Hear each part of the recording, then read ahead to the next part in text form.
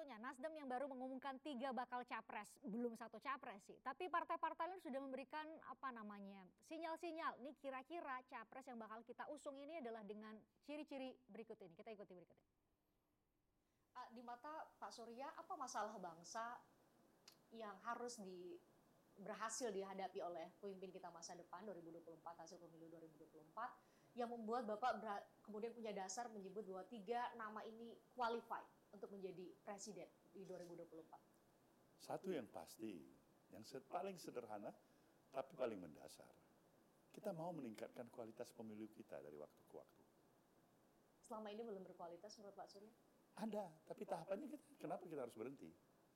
Coba kita lihat peristiwa demi peristiwa yang kita jalankan dalam tahapan pemilu yang kita lalui. Terakhir pemilu yang barangkali 3,5 tahun yang lalu. Ya, 2019. Ya, 2019. Kita pasti punya catatan dengan yang masuk ke memori kita, Mas.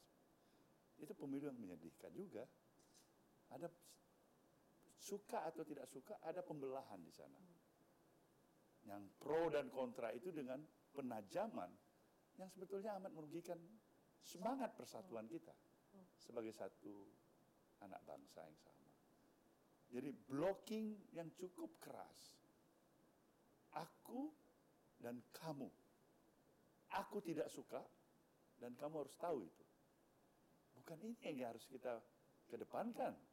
Saya berharap pada pemilu 2024 yang akan datang. Semuanya mempunyai tekad. Sebenarnya kita punya hak masing-masing untuk mencalonkan kandidat kita.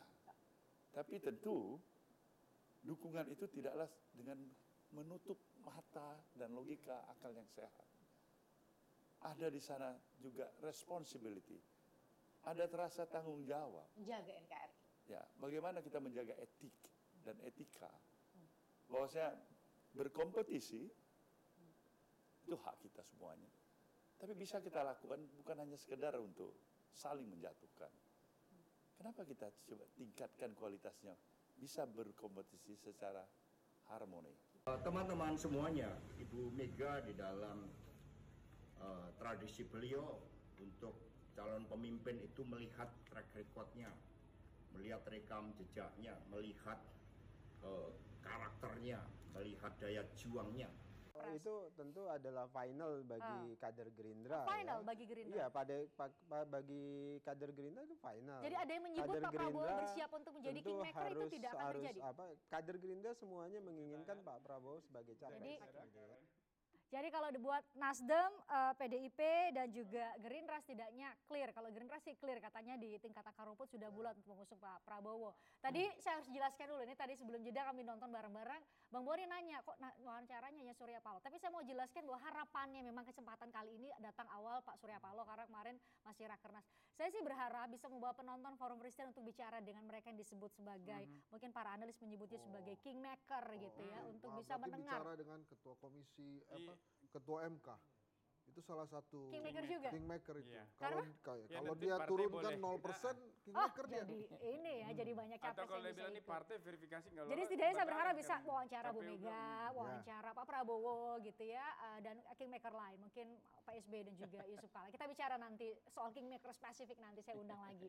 Kita lanjutkan, tadi sudah angkat tangan Bang Hensa dari tadi mau minta duluan. Nah itu tadi kan Ibu Mega memang kalau kata Bang Boni sifat negarawannya keluar karena menentukan terakhir. Ini yang 2014 ya? Ya enggak, kita ngomongin 2024. Kelihatannya juga sekarang dia akan tentukan terakhir. Makanya dia ada 2 pilihan, suksesi atau pilpres. Nah sementara saya juga harus katakan bahwa Nasdem ini luar biasa juga. Surya Paloh menurut saya adalah kriteria negarawan yang lain yang mau mengumumkan capresnya di awal sehingga memudahkan rakyat Indonesia untuk menilai gitu ya, dan kemudian berani mengambil calon-calon dari luar partai politik. Jadi 2 orang ini memang menurut saya punya level lah ya untuk menjadi negarawan. Nah tentang kriteria misalnya tadi yang seperti diucapkan, kalau dari hasil survei Kedai Kopi memang bergeser dari keinginan rakyat yang presidennya merakyat ya menjadi calon presiden yang cerdas. Gitu. Siapa itu? Nah, calon presiden yang cerdas nanti silakan aja rakyat yang tentukan gitu kriterianya siapa. Tapi kalau tadi kita bicara Gerindra misalnya Bang Daniel, ya Gerindra mau tidak mau harus Prabowo. Karena kalau nggak ada Prabowo-nya mungkin rusak itu nilai suaranya. Karena nggak ada lagi yang bisa dijual. Jadi ya harus Prabowo muncul. Makanya waktu itu saya yakin elit Gerindra deg-degan juga pada saat Pak Prabowo selesai bertemu Surya Paloh bicara, dia nggak harus saya, tiketnya bisa digunakan oleh putra-putra terbaik bangsa. Langsung pusing kan tuh Itu punya Gerindra. efek elektoral kepada Gerindra sebagai partai. Iya, makanya Gerindranya ya kok si Bapak ngomong begitu gitu. Karena memang harus, tapi ini Indonesia bisa jadi nanti Pak Prabowo justru nggak dapat pasangan. Karena berat, siapa yang mau punya pasangan kalah mulu? Sinyalemen paling kuat adalah sinyal-sinyal kode-kode kerasnya ke Caimin? Ya Caimin. Caimin itu emang strateginya begitu. Dulu aja semua tokoh diajak jadi calon presiden dari PKB. Yusuf Kalla, Mahfud MD, Rhoma Irama. Saya waktu itu kalau kenal sama Caimin juga diajak jadi calon presiden. Mahfud nggak pernah. Oh nggak pernah, Beda Mahfud nggak mazhab, pernah. beda aliran. Mahfud nggak pernah. Itu kubu Gus Dur itu. Nah terus kemudian sekarang juga begitu kan. PKS dibawa, Sempat ada diajak koalisi semut ngomong. merah gitu ya. Terus Gerindra diajak ngomong juga gitu kan. Ya semua orang diajak ngomong emang kayak gitu PKB. Ini berarti ini menurut Anda calon yang belum apa calon? Betul. Salah satu calon Salah satu presiden calon kuat presiden kuat. yang Harusnya mungkin PKB ganti nama jadi PKM, Partai Kebangkitan Muhaimin. saja nggak Harus bisa semua dapat legalitas gitu. kalau gitu. Karena kalau dari tadi kita ngomongin koalisi, PDI Perjuangan kan kalau nggak berkoalisi maju kalah nih dia. Itu kalau hasil survei kedai kopi. Maka dia Meskipun harus secara aturan dia bisa maju sendiri. ya.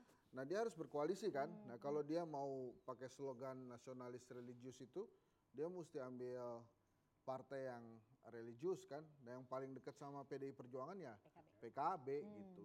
Oke, P3 ini yang lucu makanya di KIB itu mau siapa yang calon Erlangga, Erick Thohir.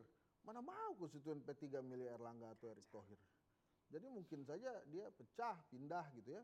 Karena Justru tidak memberikan efek elektoral ke partai itu ya, anggota koalisi maksud Anda iya, kalau karena salah satu konstituen terdekat ketum partai P3 yang dipilih. menurut saya Anies Baswedan Memang kali. ini Oke. agak hati-hati partai-partai ini, terutama partai-partai pinggiran nih. Yang Pinggiran itu yang mana? Papan yang tengah? kepepet-kepepet. Ini kan parliamentary threshold kita itu kan 4%. PAN itu kepepet tuh. Kepepet. P3 kepepet tuh.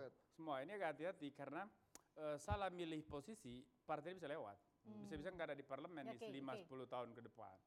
Nah maka 50 menurut tahun. saya memang, seperti yang saya katakan lah, ini kan panggung ini baru digelar, semua lagi nyari posisi, belum ada. Ini kalau pesta itu orang belum duduk di kursi, masih lalu lalang nih, salam-salaman.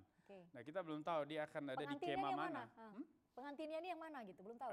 Pengantin saya yakin sudah, cuman belum ada yang berani buka. Kecuali Nasdem Misalnya aja. siapa akan dukung Ganjar, siapa akan dukung Mbak Puan, siapa akan dukung Anies.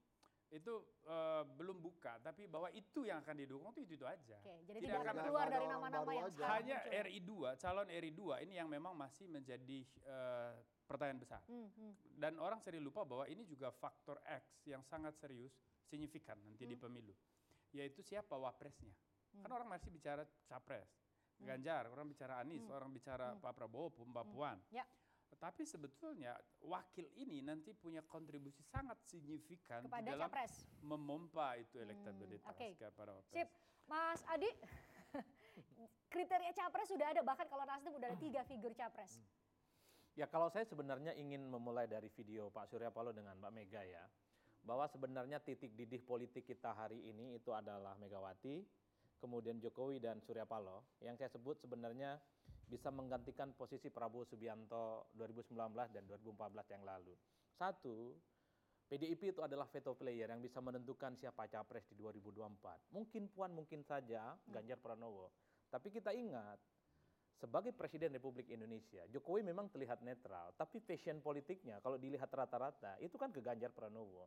Pada saat yang bersamaan, Surya Paloh yang saat ini menjadi partai koalisional pemerintah, tiba-tiba memunculkan nama Anies Baswedan. Yang saya sebut tadi adalah secara terbuka sebenarnya ingin membuat front politik kepada Jokowi, termasuk kepada Megawati sekalipun.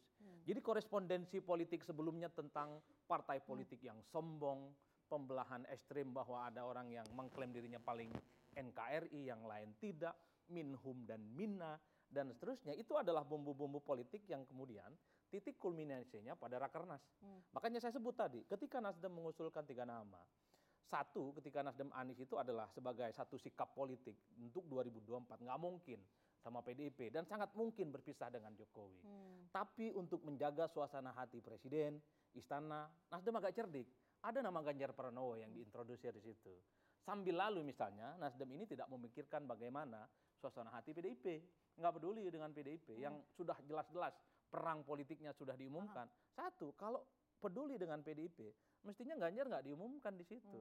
Kalau tadi kan cerita Bang Boni 2014 itu long yang saya go, itu ada long yang komunikasi saya go. dulu kan, permintaan komunikasi dulu dengan Bu Mega. Itu kan komunikasi bagus tuh, dan karena memang sama-sama punya keyakinan bahwa Pak Jokowi ini akan menjadi wakil untuk semua di tengah situasi Indonesia krisis kepemimpinan. Ini gara-gara itu bukan sih? Dan akhirnya kemudian deklarasi koalisi pertama 2014 itu adalah PDI Perjuangan dan Nasdem. Nah makanya 2 partai, baru partai lain, sorry bro. Nanti pas Pilpres, lawannya itu, maka tadi kalau balik ke statistik pemilunya Christian, itu tidak akan relevan. Kenapa? Karena penguasaan parlemen, penguasaan suara pemilu tidak relevan dengan perolehan capres nanti. Nah itu yang terjadi di 2014, Jokowi didukung oleh sangat tipis koalisinya, kecil, kerdil, gemuk di sana ada Golkar dan teman-teman, itu yang melawan Jokowi. Tapi akhirnya dia menang dan kemudian digeser nih bandul, dibawa dia. Sehingga akhirnya hari ini pun semua tunduk di bawah Jokowi. Nah, ini kita buka aja kan. Silakan Bro. Yang mana dibuka nih? Apa namanya? Gesekannya Surya Paloh dan Bu Mega ini gara-gara posisi Kejaksaan Agung bukan sih? Saya nggak tahu. Saya nggak mau berspekulasi, brother. Saya nggak berani berspekulasi, tapi yang pasti bahwa tadi harapannya Bang Hensat karena tahu yang cerita pasti bahwa dibalik iya mungkin tahu gitu. Yang pasti bahwa Ibu Mega mikir yang terbaik untuk bangsa ini, untuk negara ini. Dan Pak Surya Surya Paloh juga mikir pasti terbaik. memikirkan yang sama. Cuman mungkin cara berpikirnya berbeda. Cara berpikirnya Bang berbeda. Hensat menduga kalau Bang Boni ini juru bicaranya. Juru bicaranya Bu Mega. Karena menurut saya juga Surya Paloh negarawan juga. Jadi kenapa saya jadi belain Surya Paloh? Ya, Christian, Mas Adi, silakan Mas Adi sedikit. Saya ingin fokus. Saya ingin fokus dan lanjut pada statement saya. Kalau melihat dari pernyataan sikap Surya Paloh ataupun 3 capres nominator Nasdem itu kan sebenarnya Nasdem itu tidak terlampau peduli dengan sikap politik PDIP. Mau marah-marah ataupun beda mazhab di 2024 nggak ada soal. Karena kalau Nasdem menjaga perasaannya PDIP, mestinya Ganjar tidak diumumkan. Karena itu dianggap mendahului fatsun politik Megawati sebagai ketua umum. Di tengah 2 nama yang beredar antara Puan dan Ganjar. Ketika Nasdem mengumumkan itu, seakan-akan PDIP ini punya calon presiden namanya Ganjar Pranowo yang relatif diterima oleh partai yang lain. Sementara Puan tidak. Makanya di berbagai kesempatan saya bilang, kenapa Nasdem tidak nyebut nama Puan? Bukankah dia adalah putri terbaik negara ini? Ketua DPR, mantan menteri, anak biologisnya Bung Karno dan seterusnya dan seterusnya. Kenapa tidak memasukkan misalnya nama Prabowo Subianto? Menurut Anda kenapa? Itu yang kemudian tidak dijawab oleh Nasdem. Kenapa tidak memasukkan? Karena dari DPW-nya nggak diusulkan. Karena simulasinya hanya 3. Ini kan betul, tapi kan kita nggak pernah tahu. DPW ini lillahi ta'ala by design atau beroperasi pasar. Kan itu yang sebenarnya kita tidak muncul. Kalau mau jujur sebenarnya, kenapa Nasdem tidak memunculkan Pak Gobel? Itu kader terbaik mereka. Dan partai-partai yang lain. Makanya saya bilang, sebenarnya yang dilihat oleh Nasdem itu yang penting menjaga hubungan baik dengan Jokowi. Kalau dengan PDIP sudah lepas tangan. Itu yang kemudian saya sebut titik didih antara Nasdem, Jokowi dengan PDIP. Ya terlalu sulit saya kira kalau Nasdem kemarin menyebut nama Prabowo kan. Karena jelas ketum partai yang sudah mau nyalon jadi presiden persis dari seperti Gerindra. ini jawaban Pak Surya Paloh ketika itu kan saya wawancara. sulit gitu. Yang kedua, masuk akal kalau mereka menyebut Ganjar karena kan Ganjar yang merupakan aspirasi publik berdasarkan semua survei-survei yang kredibel. Jadi itu juga sesuatu yang masuk akal untuk disampaikan. Cuman mereka menyebutnya kemudian tidak di nomor 1. Ya itu tadi barangkali ya salah satunya untuk menjaga, tetap memberikan ruang bagi menjaga hubungan dengan Ibu Mega atau dengan PDIP. Tapi memang itu kan menarik tuh. pada saat Rakernas Nasdem itu ada manuver juga di PDIP yang seolah-olah menarik kembali Ganjar lebih dekat ke orbitnya Megawati kan. Terlihat dari momentum? Sekolah partai. Di sekolah ketemu partai. setelah di, itu. Di momen Ganjar Pranowo mengatakan saya tetap Iya, masuk PDIP. iya. Lalu setelah itu lanjut Rakernas kemudian Dia bacakan rekomendasi. Iya, begitu. Rekomendasi. Jadi memang dalam perspektif saya PDIP juga sebetulnya belum punya calon. Walaupun ada yang mengatakan Bu Mega sudah, karena dia masih perlu punya. Saya setuju dengan Bang Hensat tadi. Dia masih harus berpikir soal rekonsolidasi internal. Karena kan jelas itu ada perkubuan antara yang menginginkan Ganjar dengan menginginkan Puan. Dengan alasannya masing-masing. Makanya tadi Mas Yadi, seperti saya kembali ke omongan saya sebelumnya, PD Perjuangan ini udah matang dengan sejarah seperti ini. Jadi Anda yakin jangan di pernah saat yang menyimpulkan tepat, ya? PDIP di pagi hari. Tunggu nanti Ya, menjelang tunggu subuh. nanti. Sip. Di ujung akan ada Saya pilihan yang menilai Ah, kalau ini PDIP penting, Mas Umam. sudah matang dari aspek sejarah. Tapi Tetapi untuk 2024 sangat belum matang. karena Ya artinya ada dua potensi cara pandang yang berbeda. Kalau misalnya tadi dilihat ya, ini kan tidak mudah kemudian memetakan misalnya seorang Bambang Wuryanto, seorang Trimedia Panjaitan, sebegitu garang. Oke lah, itu dianggap sebagai sebuah drama untuk menciptakan Ganjar orang biasa berhadapan dengan kekuatan elit partai, kemudian nanti untuk memaintain elektabilitas dan lain sebagainya. That's fine gitu. Tapi begitu kemudian ekspresi kemarahan Bu Mega kemarin, saya pikir itu adalah sebuah warning yang sangat clear itu. Clear bahwa dalam arti tadi yang disampaikan Mas Zahi, menarik orbit Ganjar ke internal di lingkaran PDIP, tetapi pada saat yang sama ada gegamangan di sana. Apakah kemudian akan tetap dengan Ganjar ataukah dengan Puan? Karena bagaimanapun juga kemarin begitu disemprot begitu, Ojo ke Susu yang sebelumnya itu muncul di Rakernasnya Projo itu, muncul juga di tempat IKN. Ojo ke Susu juga di hadapan Mbak Puan. Artinya apa? Ini kemudian semuanya coba didisiplinkan. Dan kalau misal dalam konteks ini ya betul, kalau misal disebut Mbak Puan sebagai salah satu putri terbaik bangsa, ada manfaatnya juga kalau misal kemudian di 2024 layak didorong, misalnya sebagai bentuk pembuktian. Karena bagaimanapun juga kalau misal tidak, hati-hati kalau misal disebut sebagai macan kertas gitu. Jadi saya pikir di level itu perlu kemudian ada exercise yang real.